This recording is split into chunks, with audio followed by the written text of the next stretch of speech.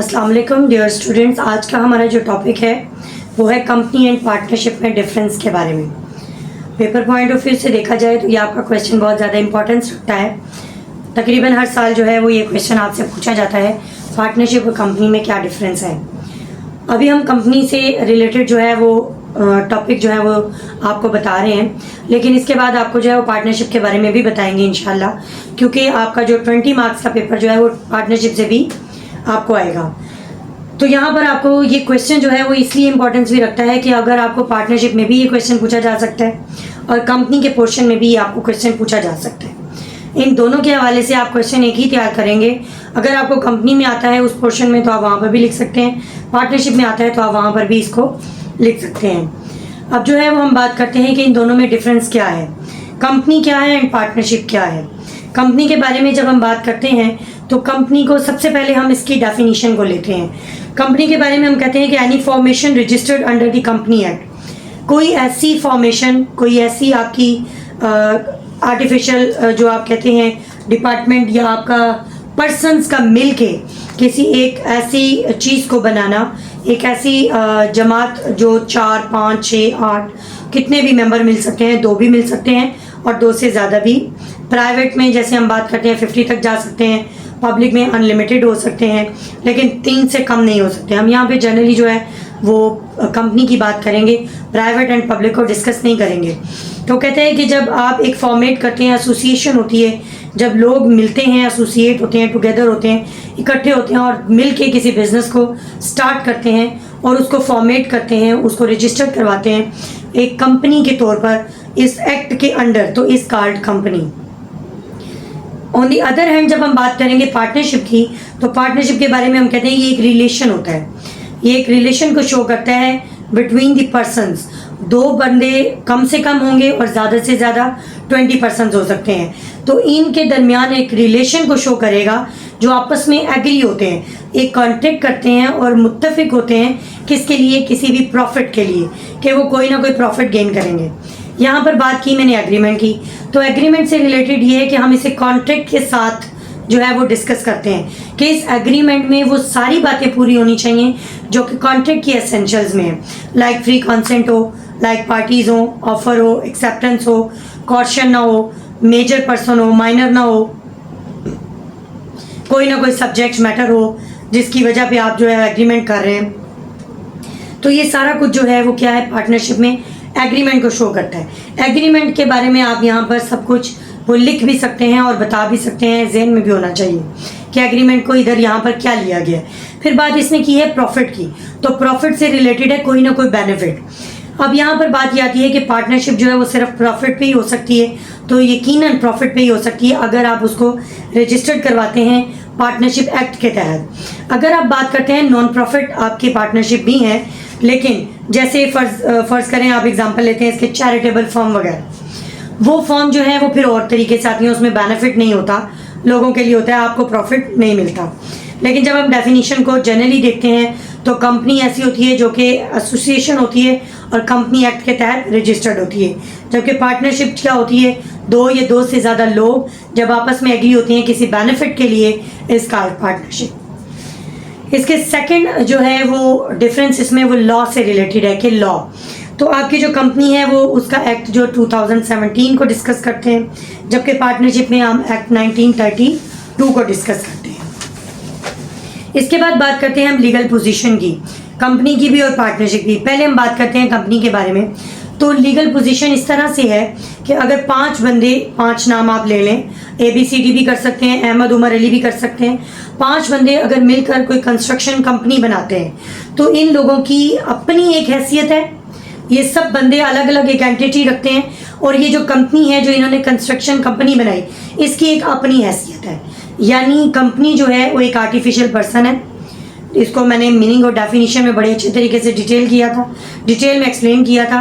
यहाँ पर हम सिर्फ इतनी बात करेंगे कि कंपनी लीगल एंटिटी रखती है और सेपरेट रखती है उन बंदों की निस्बत।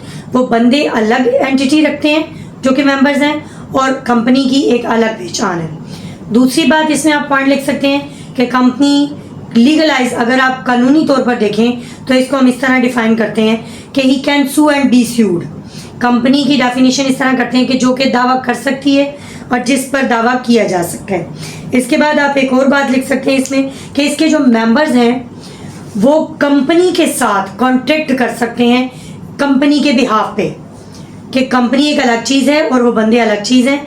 वो कंपनी के साथ कंपनी के बिहाफ पे कॉन्ट्रैक्ट भी कर सकते हैं कि कंपनी एक अलग चीज़ है। जब हम लीगल पोजीशन के लिहाज से बात करते हैं पार्टनरशिप की, तो यहाँ पर भी अगर आप 5 बंदे लें कि पाँचों ने मिलकर एक फर्म बनाई, अब वो पाँचों बंदों की जो एंटिटी है वो उस फर्म से अलग नहीं है, वो मिल के उस फर्म को बना रहे हैं। तो वो बंदे जो हैं वो आप ABCD भी कर सकते हैं, अली अहमद वगैरह भी कर सकते हैं। उन पाँचों बंदों की फर्म से एंटिटी अलग से नहीं है, सेपरेट एंटिटी नहीं है। अगर एक बंदे ने गलती की तो पूरी फर्म ही उसकी जिम्मेदार है। अगर एक बंदा जो है वो गलत काम करता है या आप कहते हैं कि भी किसी से कॉन्ट्रैक्ट करता है तो वो सब पर जिम्मेदारी आएगी। जबकि कंपनी में ऐसा आपने देखा था कि एक बंदे की जिम्मेदारी उसकी तक थी, लिमिटेड थी। दूसरी बात कि ये बंदे जो हैं, ये जो पर्सन्स हैं, ये जो मेंबर्स हैं, जो कि फर्म के आप जिसको पार्टनर्स कहते हैं, ये कॉन्ट्रैक्ट नहीं कर सकते फर्म के साथ अलग से। थर्ड ये कि इनकी कोई सेपरेट एंटिटी नहीं है, ठीक है। तो इन तीनों पॉइंट्स को आप देखते हुए कंपनी को और पार्टनरशिप को डिफरेंशिएट कर सकते हैं एक दूसरे से। तीसरा इसका पॉइंट जो है वो लायबिलिटी के लिहाज से आता है। Is a most important point कि कंपनी में और पार्टनरशिप में सबसे बड़ी जो इख्तलाफ है या जो आप कह सकते हैं इन दोनों को डिफ़र करने वाली जो चीज़ है वो लायबिलिटी है। लायबिलिटी यानी आपकी जिम्मेदारी। कंपनी में आपकी लायबिलिटी लिमिटेड है। अगर आपका एक शेयर है तो आपका प्रॉफिट भी एक शेयर जितना और आपका नुकसान भी एक शेयर जितना। अगर एक कंपनी को 3 करोड़ का नुकसान हुआ और आपकी वहाँ पर शेयर की हैसियत जो है वो 200, 300, 400 की है, तो आपको 400 तक के जितना नुकसान हुआ उतना ही पे करना पड़ेगा, बाकी के जिम्मेदार आप नहीं हैं। आपकी लायबिलिटी लिमिटेड है आपके शेयर की हद तक, जितना कि आपको प्रॉफिट उतने ही लिहाज से आपको जो है वो लॉस होगा। लेकिन जब आप बात करेंगे पार्टनरशिप की तो इसमें आपकी लायबिलिटी अनलिमिटेड है। यानी अगर एक बंदे को नुकसान हुआ या एक की वजह से नुकसान हुआ तो बाकी सब भी जिम्मेदार हैं। अगर आपके 5 बंदे हैं मिलके फर्म बनाई, उनमें से 2 बंदे भाग जाते हैं, 2 लोग जो हैं 2 पार्टनर्स जो हैं वो चले गए, तो वो जो 3 रह गए वो सारी जिम्मेदारी उन पर आ जाएगी। वो लोग उसको पे करेंगे, वो नुकसान को बर्दाश्त करेंगे। इसकी एग्जाम्पल हम यहाँ तक भी देते हैं कि कंपनी में अगर आपका कोई नुकसान होता है तो कंपनी की हद तक रहता है, लेकिन जब आपका पार्टनरशिप में नुकसान होता है तो आपकी अपनी पर्सनल जायदाद भी बिक सकती है उस लॉस को ख़त्म करने के लिए। इसके बाद जब आप बात करेंगे मैनेजमेंट के लिहाज से, तो कंपनी में और पार्टनरशिप में डिफरेंस है मैनेजमेंट के लिहाज से। बोर्ड ऑफ डायरेक्टर जो है वो मैनेज करता है कंपनी को और इनको इलेक्ट किया जाता है बाय दी मेंबर्स।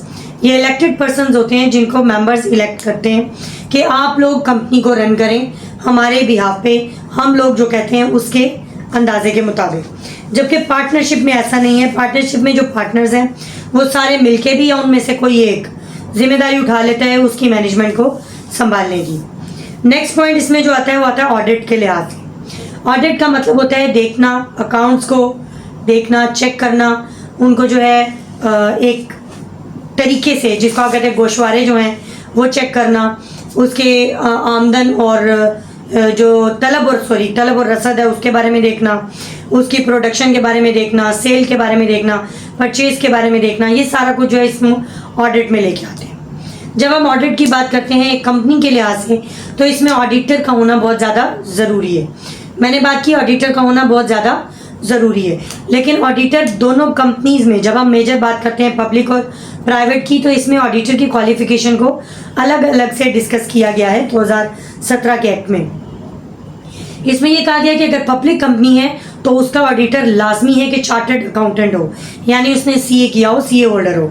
लेकिन जब आप बात करते हैं प्राइवेट कंपनी की तो ज़रूरी नहीं है, वो कोई भी बीकॉम होल्डर हो सकता है जो कि एक्सपीरियंस रखता हो अकाउंट्स को ठीक करने की, तो वो भी एज ए ऑडिटर काम कर सकता है।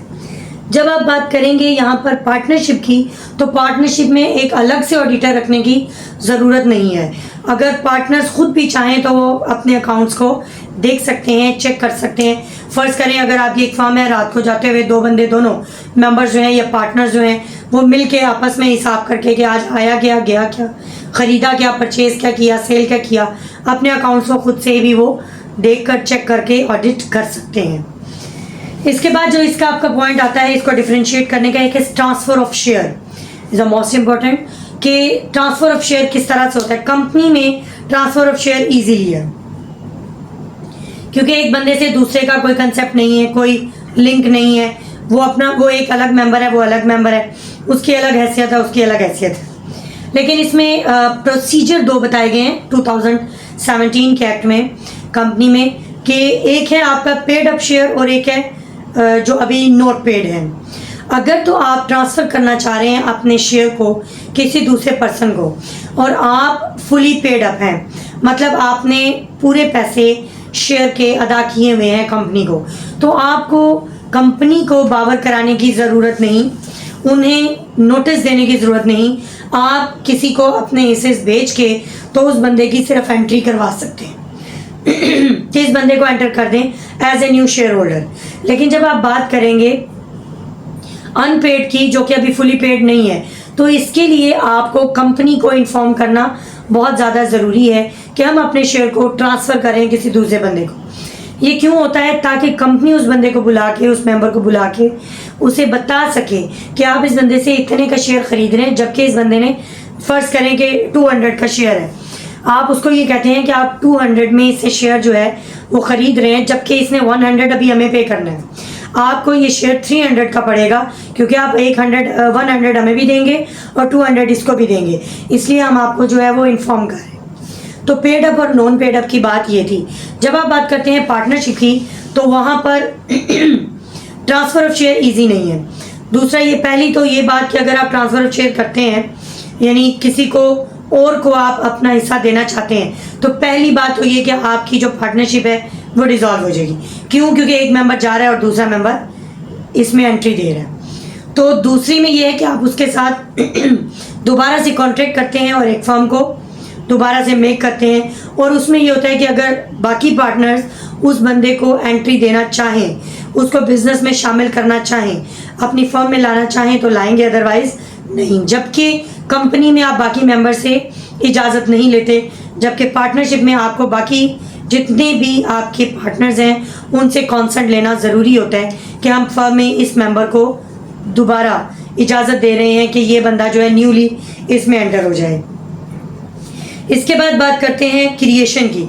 तो कंपनी में जो है फॉर्मेलिटीज़ मस्ट फुलफिल, यानी जब आप इसको क्रिएट करते हैं तो आपको कुछ फॉर्मेलिटीज़ हैं जो पूरी करनी पड़ती हैं। इसके बाद हम नेक्स्ट लेक्चर जो होगा वो फॉर्मेशन ऑफ द कंपनी पे बात करेंगे, तो आपको पता चलेगा कौन कौन सी फॉर्मेलिटीज़ हैं। लाइक दिस, कुछ डॉक्यूमेंट्स होते हैं जो कि बहुत ज़्यादा ज़रूरी हैं आपको एक कंपनी को रजिस्टर्ड करवाने के लिए, फॉर्मेट करवाने के लिए आपको उन डॉक्यूमेंट्स की ज़रूरत पड़ती है जो मेजर हैं, like memorandum of association, article of association, prospectus, ये सब बहुत ज़्यादा ज़रूरी हैं। लेकिन जब आप बात करते हैं पार्टनरशिप में, तो इसमें जस्ट एग्रीमेंट, आप 5 लोग बैठे, 3 लोग बैठे, 2 लोग बैठे, आपस में एक एग्रीमेंट किया, लॉजिकल से हम बिजनेस स्टार्ट करें, तो इसका पार्टनरशिप। इसके बाद बात करेंगे हम एजेंट के लिहाज से। कंपनी में नॉट एजेंट टू अनदर, एक मेंबर दूसरे का एजेंट नहीं है, हर मेंबर अलग से एंटिटी रखता है, जबकि पार्टनरशिप में हर बंदा दूसरे का एजेंट है। फ़र्ज़ करें आप 3 बंदे मिलकर या 3 मेंबर्स पार्टनर्स मिलके एक फर्म मेक करते हैं। अब एक मेंबर जो है आपका, यानी एक पार्टनर, वो दुबई में सेटल्ड हो गया है, वो सिर्फ आपको जो है वो एक्टिव नहीं है, यानी एक्टिव पार्टनर नहीं है, वो सिर्फ आपको पैसा दे रहा है और पैसा ले रहा है प्रॉफिट के लिहाज से। तो क्या है कि वो आपको वहाँ से, आप उससे जब पूछते हैं कि भाई हम ये न्यू कॉन्ट्रैक्ट करना चाह रहे हैं, तो वो बंदा खुद एंट्री नहीं देता, बल्कि वो आपको कह देता है इट्स ओके आप कर लें।